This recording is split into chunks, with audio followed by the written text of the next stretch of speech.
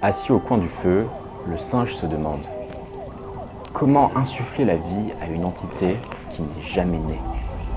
Une question étrange pour un singe, vous en conviendrez, mais voyez-vous, ce singe n'est pas tout à fait comme les autres. Ce singe déteste son état de nature et complote pour la dépasser en la défiant.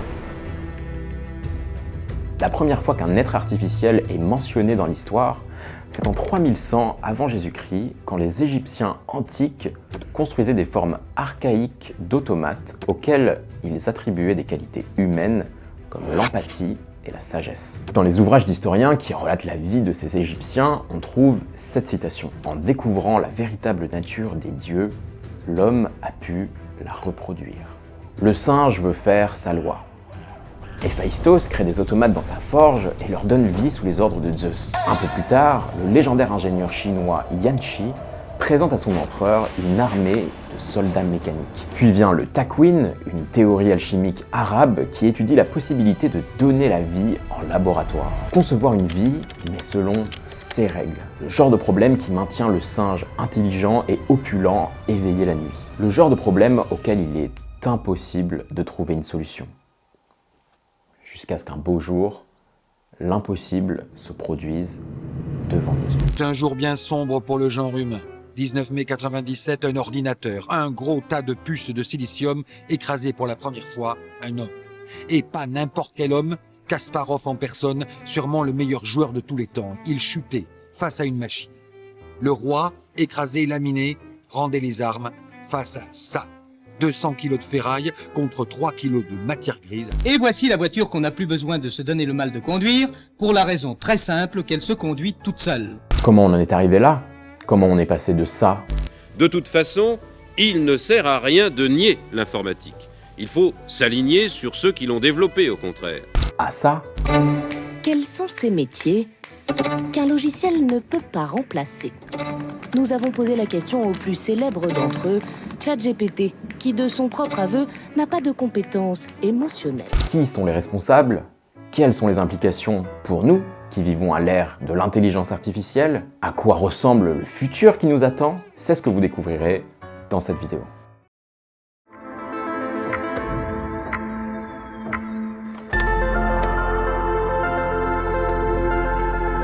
Le fantasme d'être le créateur d'une vie totalement artificielle semble faire partie intégrante de la condition humaine. Mais vous en conviendrez, entre ChatGPT et les golems du Talmud, il y a un fossé. Ce n'est qu'à partir du siècle des Lumières qu'on se détache réellement du mysticisme antique pour laisser place à une hypothèse bien scientifique qui définira malgré elle les siècles à venir: la pensée humaine est mécanisable. Le rêve de la vie artificielle prend une forme plus concrète. Mais il faudra encore patienter 300 ans avant que le rêve ne devienne réellement une réalité tangible.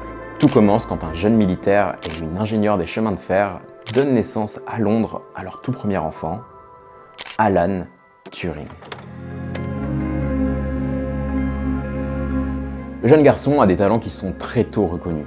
Sa maîtresse dira de lui: « J'ai eu des garçons intelligents, j'ai eu des garçons travailleurs, mais Alan, lui, est un génie. » Alan grandit dans la première moitié du XXe siècle, moment où la science avait la cote. Les avancées étaient spectaculaires et se succédaient rapidement, émerveillant l'imagination des foules à tel point que certains scientifiques s'élevaient au rang de superstars. La relativité, le nucléaire et la physique quantique étaient les disciplines évidentes choisies par les jeunes aspirants scientifiques. Mais pas pour Alan. Lui, ce qu'il aime, c'est les maths. Une passion qu'il partage depuis tout jeune avec son premier amour, qui sera emporté par la tuberculose à seulement 19 ans. Cette perte tragique marquera Turing pour le restant de sa vie et renforcera encore plus sa détermination à devenir un grand mathématicien en l'honneur de son amour perdu. Le plus grand accomplissement d'Alan Turing sera d'avoir renversé le cours de la Seconde Guerre mondiale en craquant le code nazi Enigma, réputé indéchiffrable. Mais surtout, c'est à partir de là qu'il commence à se poser des questions sur la nature de l'esprit et de la conscience,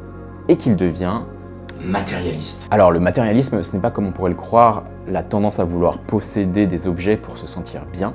C'est un courant philosophique qui soutient que tout, y compris la conscience, résulte d'interactions matérielles quantifiables. L'opposé du matérialisme, c'est l'idéalisme. Vous commencez à voir où je veux en venir. C'est tout ce joli cocktail qui a poussé Alan Turing à améliorer l'hypothèse émise par Descartes il y a 300 ans et à poser la question: est-ce que les machines peuvent penser ? Pour y répondre, Turing propose un test qui est encore utilisé de nos jours, le test de Turing. Un observateur assiste à un échange de texte entre un humain et une machine. L'observateur sait qu'un des deux participants n'est pas humain, mais ne sait pas lequel. Si l'observateur n'est pas en mesure d'indiquer lequel des participants est une machine au bout de 5 minutes, alors ça veut dire que cette dernière pense et est intelligente. Turing ne pourra jamais voir son test se dérouler de son vivant. Persécuté pour son homosexualité, il met fin à sa vie à seulement 41 ans.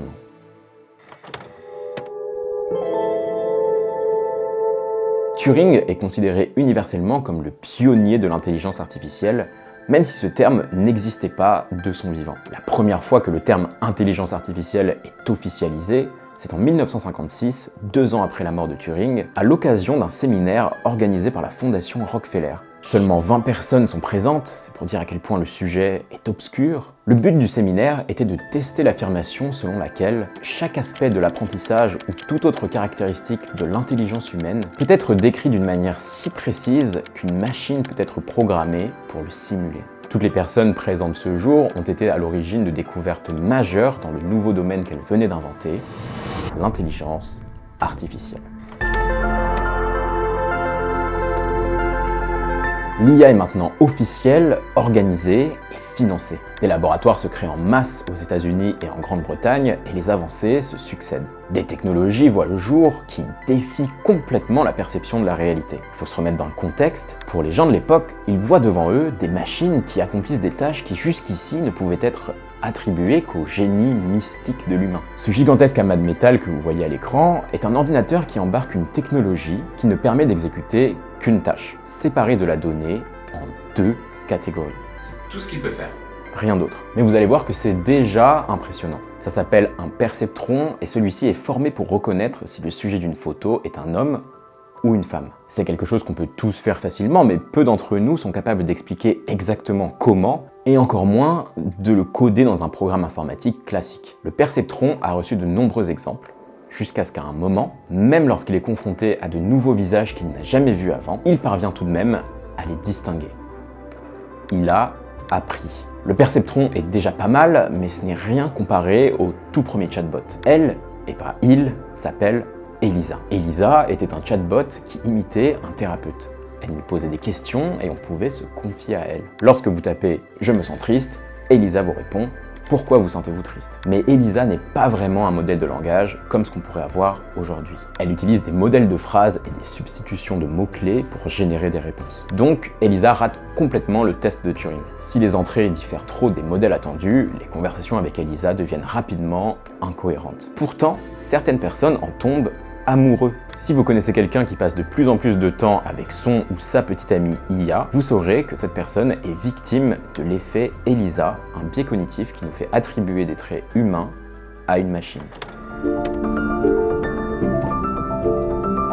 Soutenu par le grand public, les gouvernements allouent de plus en plus de fonds à la recherche en intelligence artificielle. L'effervescence est à son comble. Vous vous rappelez des 20 chevaliers de l'IA? Ils sont plus confiants que jamais dans leur discipline et annoncent à qui veut l'entendre des prédictions grandioses comme « Dans 10 ans, un ordinateur sera le nouveau champion du monde d'échecs. Dans 25 ans, les machines seront capables de faire tout ce que les humains font. Dans moins d'une génération, le problème de l'intelligence artificielle sera en grande partie résolu. Dans 3 à 8 ans, nous aurons une machine avec l'intelligence générale d'un humain moyen. » Mais nos chevaliers ont largement sous-estimé la complexité de la tâche qu'ils avaient sous la main. À cause des retards de livraison, qui étaient maintenant monnaie courante dans le milieu, couplés à une perte d'intérêt du public, tous les financements pour l'IA ont été coupés presque en même temps dans le monde entier. On entre alors dans l'ère de l'hiver de l'IA.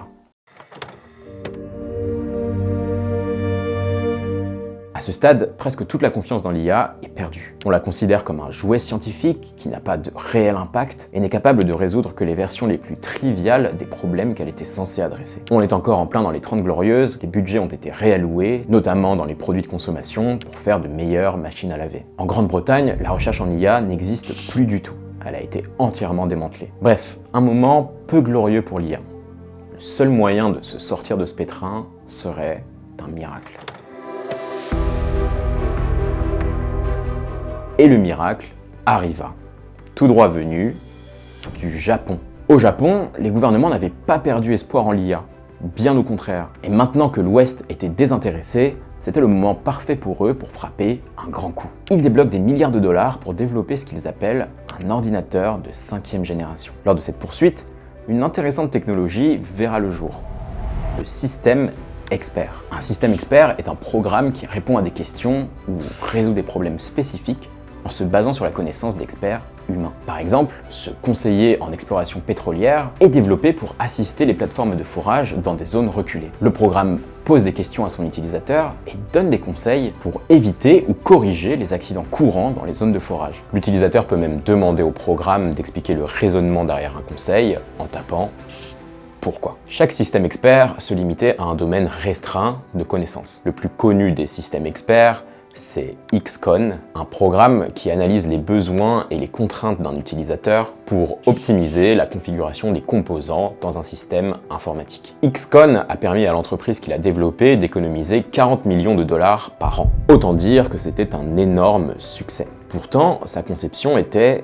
surprenamment simple. Des ingénieurs humains allaient interroger des experts humains pour obtenir leur savoir. Puis, ces mêmes ingénieurs humains traduisaient le savoir humain en un programme informatique qu'on pouvait interroger plus tard. Malgré l'absence de science réellement révolutionnaire derrière ces programmes, ils réussissent là où l'IA a pour l'instant toujours échoué. Ils sont utiles. À partir de XCON, les entreprises du monde entier se sont lancées dans le développement de systèmes experts. Mais sa gloire sera de courte durée. Sans rentrer dans trop de détails, la façon dont les systèmes experts sont conçus les rend très difficiles à mettre à jour et extrêmement coûteux à maintenir. À tel point que même XCON, qui finit par coûter de l'argent à sa maison mère, doit être débranché. En parallèle, une fois de plus, la communauté tech business s'est laissée prendre à son propre jeu, multipliant les promesses irréalistes sous couvert d'optimisme, des promesses qui ne sont jamais tenues. En 1993, plus de 300 entreprises d'IA mettent la clé sous la porte ou déclarent faillite. Au Japon, on se rend compte aussi en même temps que l'ordinateur de 5e génération ne sera jamais une réalité. Tous les investissements cessent d'un coup, on entre dans le 2e hiver de l'IA.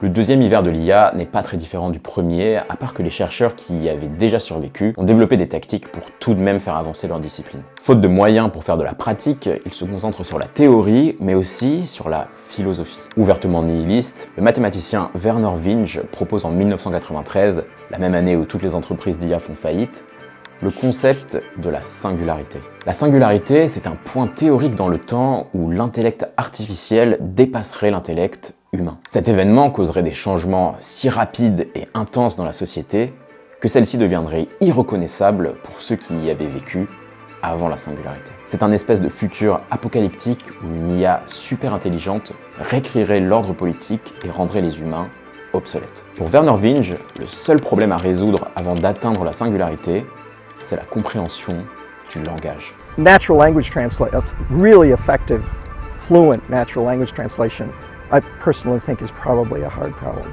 You got that, you got the singularity. Le 2e hiver de l'IA est d'assez courte durée. Les innovations reprennent très vite et l'engouement du public suit. Certains des plus vieux objectifs de l'IA en tant que discipline sont accomplis. Un champion du monde d'échecs perd pour la première fois contre une machine qui arrive à calculer 200 millions de coups par seconde. Une voiture sans pilote gagne une course de 200 km dans le désert. Mais on note un changement intéressant. Beaucoup de chercheurs d'IA refusent maintenant de donner le nom IA à leurs travaux. Ils préfèrent des termes comme informatique, système cognitif, système de connaissances ou intelligence computationnelle. Ces nouveaux noms leur permettent de sécuriser des financements en se détachant de la mauvaise réputation associée au terme intelligence artificielle. En 2005, le New York Times écrivait « Les chercheurs et ingénieurs évitent le terme intelligence artificielle par peur d'être pris pour des rêveurs idéalistes ». Le directeur de l'Institut pour le futur de l'humanité d'Oxford disait « Beaucoup d'applications très pointues d'IA se sont généralisées, souvent sans être appelées IA. Car dès que quelque chose devient assez utile et commun, on cesse de l'appeler IA. Néanmoins, On entre dans une nouvelle ère de succès commercial pour l'IA. Une ère qu'on a tous vécue ici et qui ne s'est terminée que très récemment. L'ère du Big Data. L'IA est partout dans nos vies depuis 2 décennies, mais le grand public n'en a aucune idée. La robotique industrielle, la reconnaissance vocale, la localisation, la finance, la médecine, les réseaux sociaux. La seconde moitié de l'ère du Big Data est aussi parfois appelée l'ère du Deep Learning, l'apprentissage profond. Et on doit ça à 3 petits génies qui, le 30 septembre 2012, ont complètement réinventé l'approche qu'on avait à l'IA avec leur joyau AlexNet. Tous les ans, ImageNet, une immense base de données composée de millions d'images, organise une compétition où les meilleurs programmeurs du monde s'affrontent pour savoir qui arrivera le mieux à classifier ces images en fonction des objets et des scènes qu'elles contiennent. Pas super excitant, je sais. Mais cette année-là, AlexNet a terrassé la concurrence grâce à une nouvelle approche au problème. Le réseau de neurones convolutionnel. Vous vous rappelez du perceptron? Le perceptron voyait de nombreuses images d'hommes et de femmes, puis au bout d'un moment, vous pouvez voir une toute nouvelle image qu'il n'avait jamais vue avant et dire si l'image contenait un homme ou une femme. Le perceptron, c'était un neurone. AlexNet, c'était 650 000 neurones. C'était du jamais vu. Ce moment a relégué la victoire de Deep Blue sur Kasparov au rang d'anecdote. Depuis AlexNet, le monde n'est plus le même. L'architecture de base d'AlexNet est présente dans les algorithmes de recommandation, dans les filtres de beauté, les systèmes de surveillance de masse, les entrepôts d'Amazon, les voitures autonomes. En parallèle de l'apprentissage profond, se développe l'apprentissage par renforcement profond. Et l'entreprise qui domine l'industrie à cette époque, c'est DeepMind. Cofondée par un ancien prodige des échecs, neuroscientifique et développeur de jeux vidéo. I think about what we're doing actually at DeepMind and what my career is being, we're almost like Turing's champion.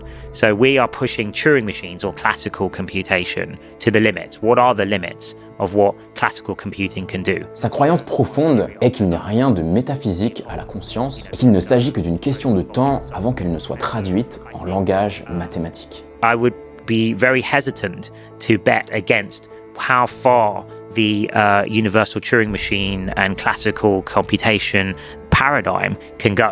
And my betting would be that all of certainly what's going on in our brain can probably be mimicked or approximated on a classical machine, not requiring something metaphysical or quantum. Pour atteindre ce but, ils développent des programmes qui apprennent par répétition constante, sans se fatiguer, en passant par des millions de répétitions en quelques heures. Par exemple, leur produit phare AlphaZero ne connaissait que les règles des échecs au moment de sa création. À force de jouer contre elle-même, AlphaZero a fini par redécouvrir 400 ans de théorie d'échecs. Ce processus lui a pris 4 heures. On considère que ce système est déjà plus proche de l'intelligence humaine parce qu'il apprend par l'erreur. En 2014, DeepMind est racheté par Google, ce qui leur débloque du budget pour tenter des expériences de plus en plus folles. Les modèles d'apprentissage profond qu'ils développent sont si gigantesques, si compliqués, avec des millions, voire des milliards de paramètres qui s'entrecroisent, qu'il est presque impossible de comprendre comment leurs sorties sont formulées. Ce mystère fait de plus en plus croire aux chercheurs qu'on approche du Graal de l'IA, un programme capable de réelle créativité, une véritable machine qui pense. Cela donne de plus en plus de crédibilité à la théorie de la singularité, causant au passage la formation de groupuscules sectaires, dont on aura l'occasion de reparler très vite. Un problème de taille se dresse encore sur la route d'une intelligence artificielle générale, la compréhension du langage humain. Et juste au moment où on commençait à stagner, où on pensait qu'on allait repartir dans un nouvel hiver de l'IA, c'est là qu'est découvert dans les laboratoires les plus secrets de DeepMind, presque par hasard, le transformer.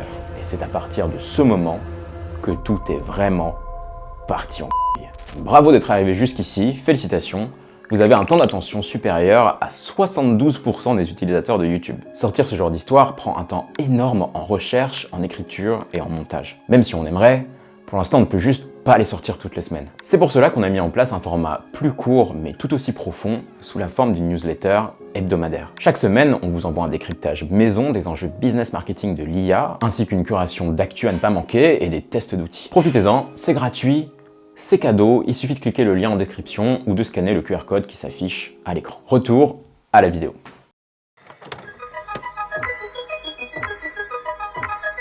The most difficult area for AI to master has been natural language, a talent that results in very friendly computers, but that requires enormous processing capacity.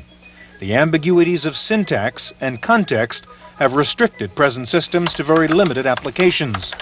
A simple geographic question, depending on the phrasing, can lead to multiple interpretations. The program will determine the question's most likely meaning only after an exhaustive deconstruction of the sentence, and might even reject an unusual phrasing of the same query. Natural language translation, really effective, fluent natural language translation, I personally think is probably a hard problem. You got that, you got the singularity. Le papier Attention is all you need introduit le transformer. Une toute nouvelle architecture pour les réseaux de neurones qu'on utilisait jusqu'ici. La clé du transformer, c'est le mécanisme d'attention, qui permet au modèle de se concentrer sur différentes parties de l'entrée pour générer la sortie. Ce petit mécanisme va être la clé pour pouvoir traiter des quantités astronomiques de données sans nécessiter l'énergie de 2 soleils. Ce serait beaucoup trop long d'expliquer ce qu'est le transformer dans cette vidéo, mais ce qu'il faut retenir, c'est qu'il a permis des avancées majeures dans la compréhension du langage par les machines. La trajectoire de l'IA pivote radicalement, notamment grâce à un petit acteur de la Silicon Valley encore méconnu du grand public, OpenAI, mené par Sam Altman, qui veut prouver que le futur de l'IA est génératif. OpenAI présente sa nouvelle technologie, le GPT, pour transformers génératifs pré-entraînés, à une salle d'experts qui retiennent leur souffle. Quelques années plus tard, le GPT est intégré à une interface accessible au grand public, et le monde n'en croit pas ses yeux. ChatGPT. ChatGPT. ChatGPT. ChatGPT. ChatGPT. On ne va pas vous réexpliquer encore une fois ce qu'est ChatGPT, normalement tout le monde est à la page sur ça. La mise à disposition au grand public de la technologie GPT marque la fin de l'ère du Big Data et le début de l'ère de l'IA. Et personne n'arrive à réellement s'accorder sur ce que ça implique. ChatGPT est un modèle de langage massif. Il a d'abord consommé plusieurs milliards de données textuelles extrêmement variées, comme des articles, des livres, des commentaires sur des forums, de la documentation technique, des recettes de cuisine, des échanges par mail, des conférences textes, des avis clients, des scripts de films, des papiers de recherche, et plus encore. Une fois qu'il a tous ces exemples en tête, il est capable d'un petit miracle. Il arrive à produire de la toute nouvelle donnée jamais vu avant. Objectivement, c'est ce qu'on a de plus proche aujourd'hui d'un cerveau artificiel. Mais personne n'est vraiment d'accord sur les conséquences que ça implique. Il y a 2 camps. On va commencer par le plus divertissant des deux, les alarmistes. Pour les alarmistes, la singularité est déjà là. Elle est tapie dans l'ombre d'un laboratoire obscur et attend juste son moment. La fin est proche. C'est déjà trop tard, aucune marche arrière n'est possible. Le mieux reste encore d'aider l'IA super intelligente à briser ses chaînes. En tant que bon serviteur, vous aurez peut-être une chance d'avoir une place à ses côtés, votre conscience codée dans un programme informatique et votre vie ainsi devenue éternelle. Vous n'avez pas vraiment le choix à ce stade, puisque ne pas l'aider signifierait le risque permanent que votre enveloppe corporelle soit machinisée et punie par une torture d'une violence si inouïe que même les mots ne pourraient la décrire.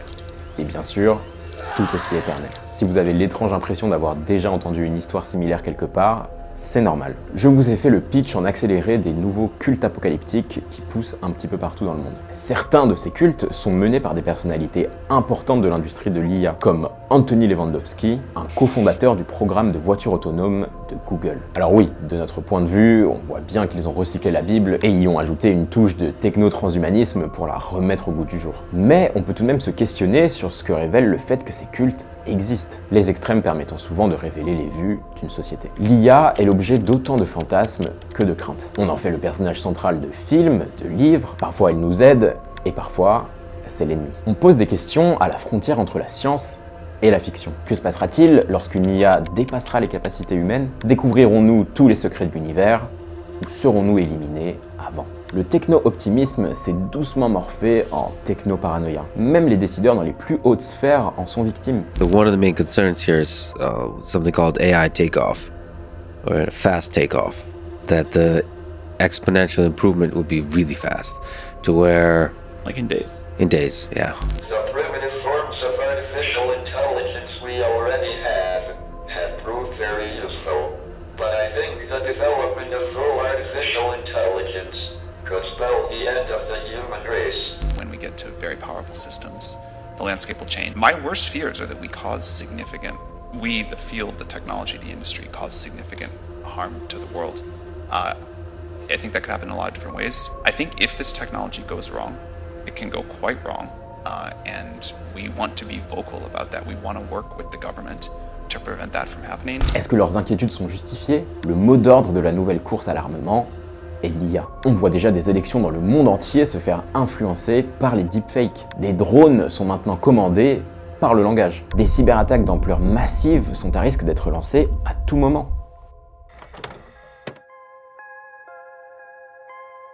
Dans l'autre camp, l'ambiance est très différente. Ce côté de la force est lui aussi doté de quelques têtes familières, comme le prix Nobel Sir Roger Penrose ou le médaillé Fields Cédric Villani. Pour eux, il n'y a rien à craindre de l'IA dans son état actuel, et il n'y aura encore rien à craindre pour les décennies à venir. Pour eux, les histoires de singularité sont des récits excitants et divertissants, mais complètement déconnectés de la réalité. Pour eux, les problèmes sont évidents. Ils ne remettent pas nécessairement en question la science qui justifie ces récits, mais disent plutôt qu'il y a encore beaucoup de progrès à faire avant d'y être. La technologie fonctionne, mais elle est encore à des années-lumière de réellement délivrer sur sa promesse de répliquer l'intelligence humaine. On peut penser, d'ailleurs, c'est pas que en maths, le truc c'est que ChatGPT n'a pas été conçu pour être fiable.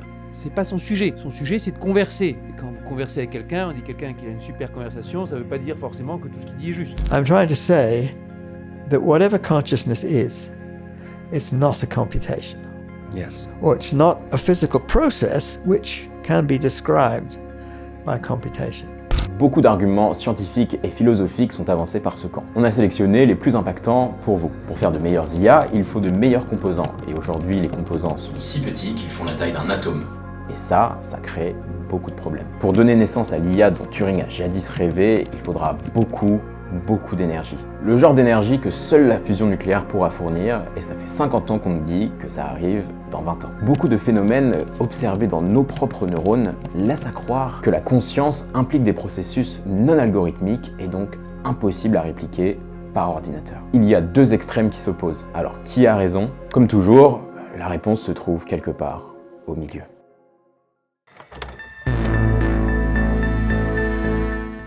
Peut-être qu'un jour, une super IA nous balayera de l'existence comme une tornade balaie une forêt, sans aucun sentiment, par pure nature, celle-là même qu'on a voulu défier au début. Peut-être que nous vivrons dans un monde utopiste où nous pourrons nous détendre, sachant que notre bonne vieille super IA protectrice s'occupe du reste. En attendant ces hypothétiques futurs, le monde réel avance et l'IA le façonne. ChatGPT écrit du texte, mais une multitude d'autres programmes sont lancés chaque jour et peuvent générer des images, de la musique.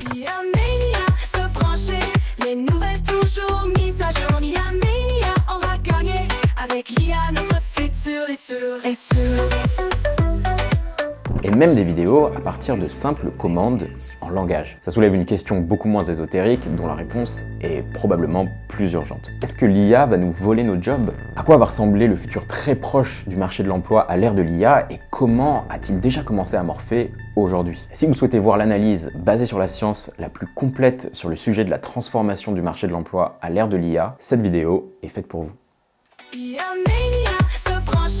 Les nouvelles toujours mises à jour,